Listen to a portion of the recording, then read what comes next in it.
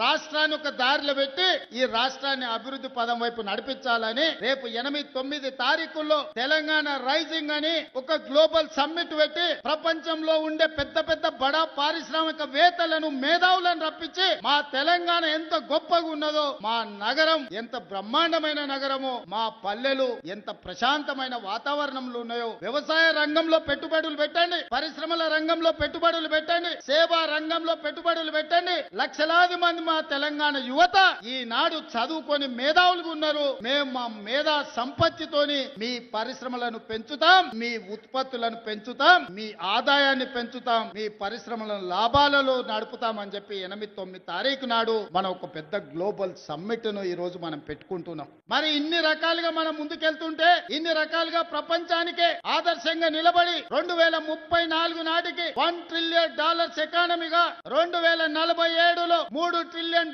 ఎకానమీగా ప్రపంచంలోనే గొప్ప రాష్ట్రంగా మనం రాణించాలనుకుంటున్నాం.